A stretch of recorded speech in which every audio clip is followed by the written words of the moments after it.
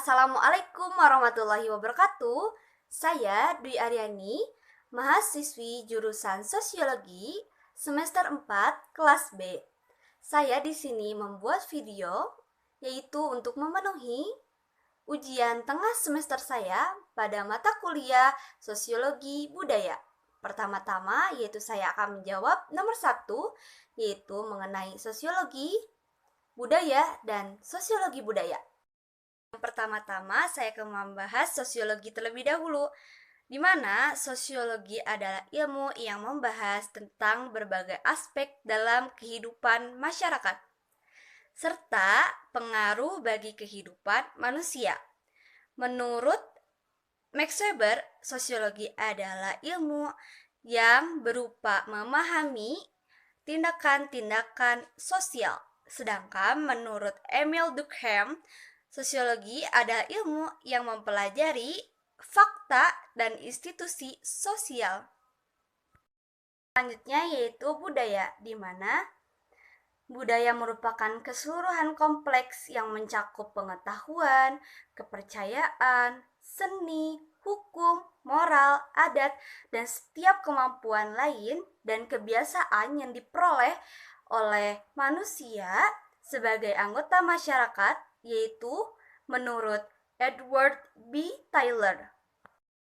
Menurut Selo Sumarjan dan Sulaiman Sumardi, budaya itu hasil dari cipta, rasa, karya masyarakat. Di mana selanjutnya akan membahas sosiologi budaya, di mana sosiologi budaya merupakan subdisiplin sosiologi yang fokus mempelajari aspek kultur atau budaya masyarakat yang menjadi objek kajiannya. Selanjutnya akan menjawab pertanyaan nomor 2. Nomor 2 itu yaitu pendidikan dalam perspektif budaya merupakan transmisi, transaksi, transformasi, dan sosialisasi budaya, di mana harus dijelaskan dan berikan contohnya masing-masing dari hal tersebut. Nah, selanjutnya yaitu transformasi.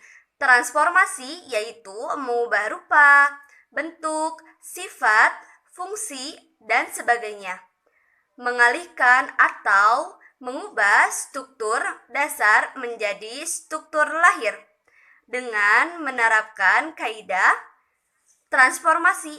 Contohnya yaitu budaya korup dan menyimpang adalah sasaran dari bidik pendidikan transformasi.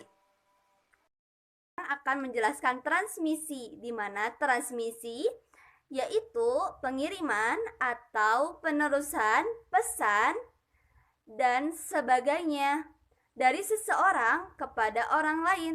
Nah, contohnya yaitu warisan budaya nenek moyang.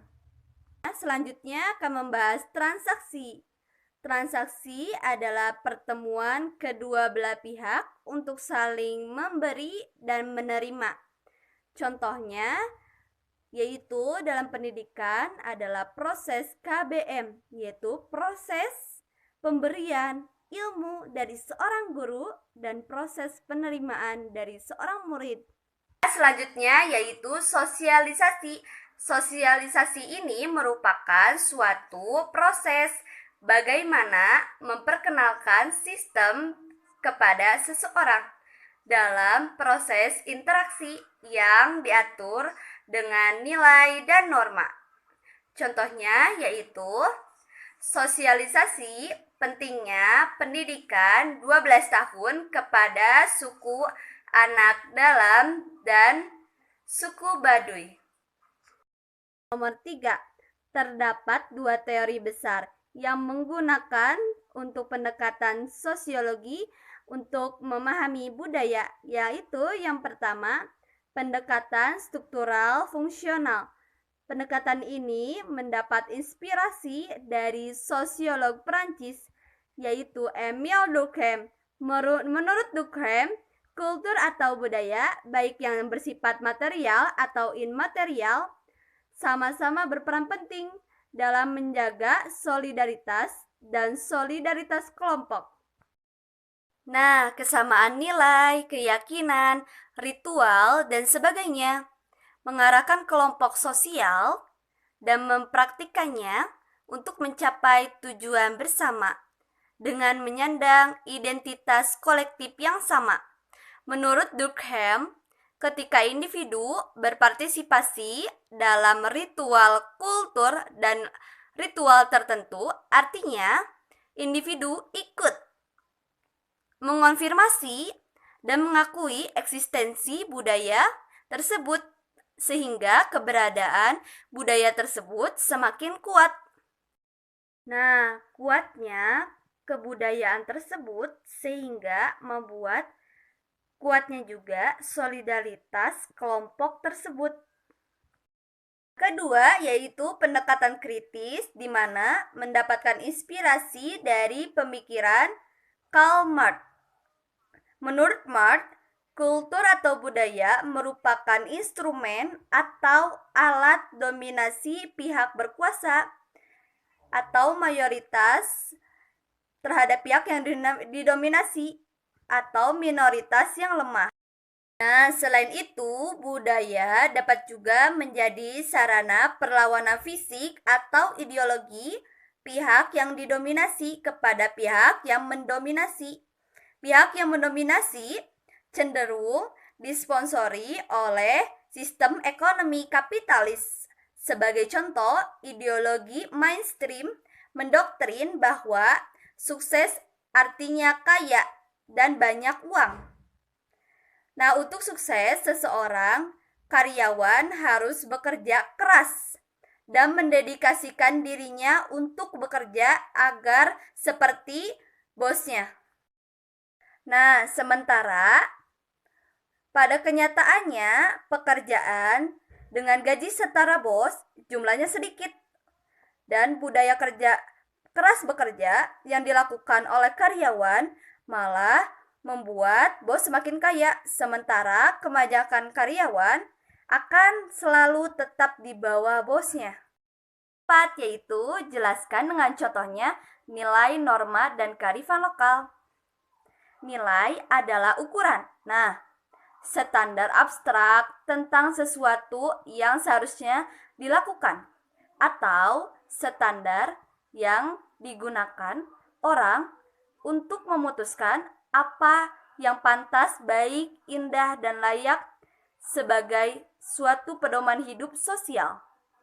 Nah, contohnya yaitu seperti memberi pertolongan kepada sesama manusia selalu dianjurkan.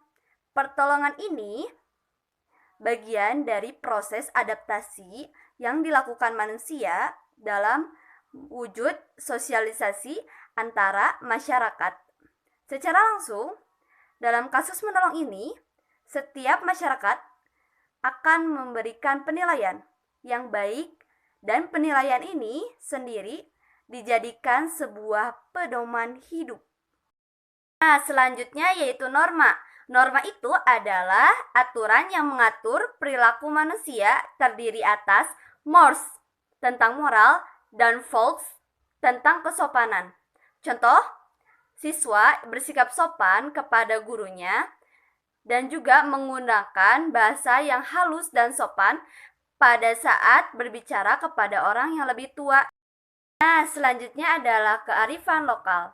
Menurut Aprianto adalah berbagai nilai yang diciptakan dan dikembangkan dan dipertahankan oleh masyarakat yang menjadi pedoman hidup mereka.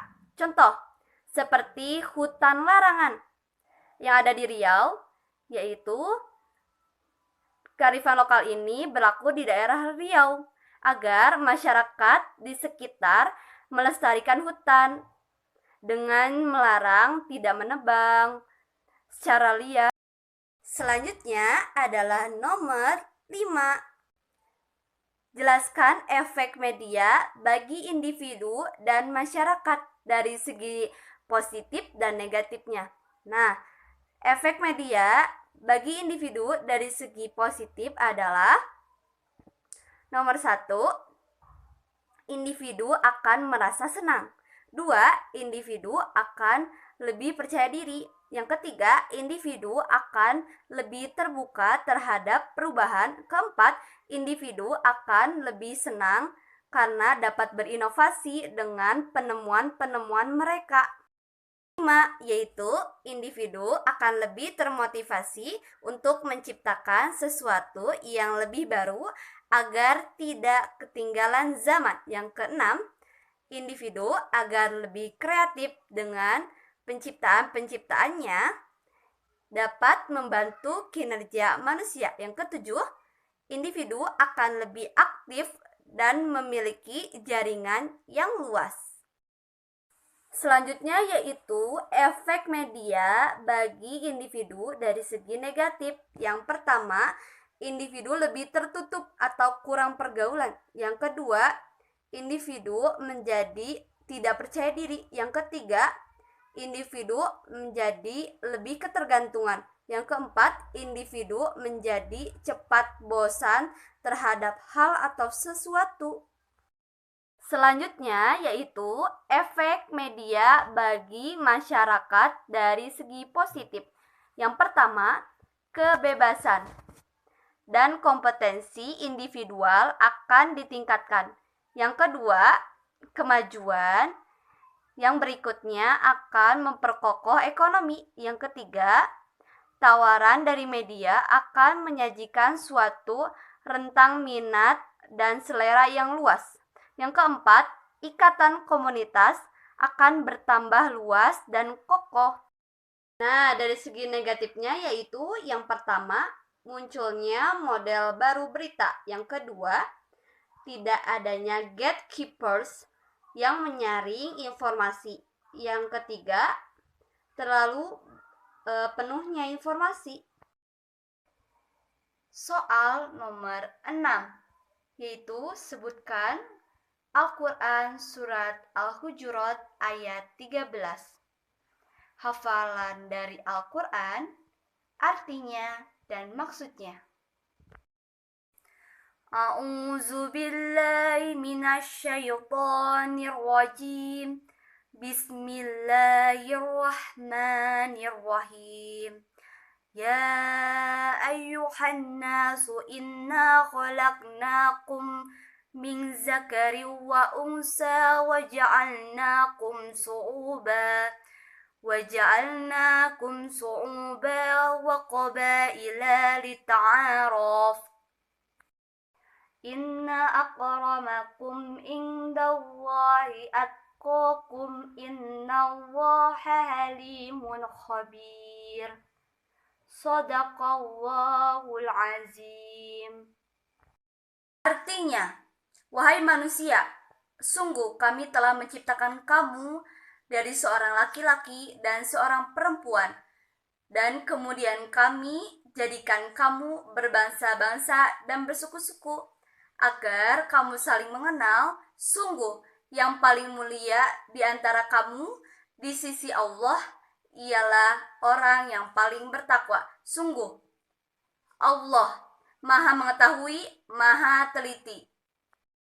Nah, Quran Surat Al-Hujurat ayat 13, yaitu ayat ini memberitahukan bahwa manusia berasal dari satu keturunan, yaitu Nabi Adam dan Hawa, sehingga pada akhirnya mereka setara.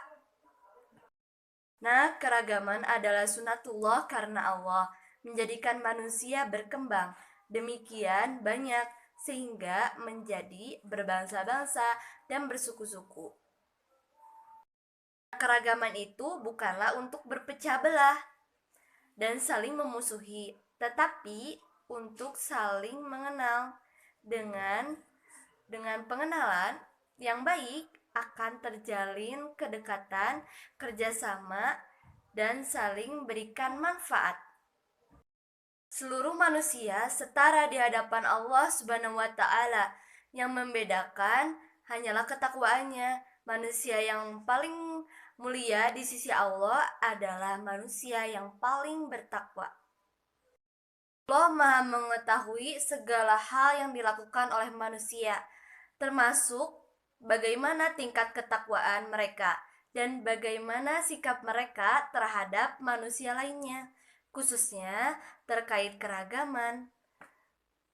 Ayat ini mengajarkan kesetaraan dan toleransi dan kerjasama serta menghapus diskriminasi. Sekian dari saya atas soal yang sudah dijawab oleh saya. Assalamualaikum warahmatullahi wabarakatuh.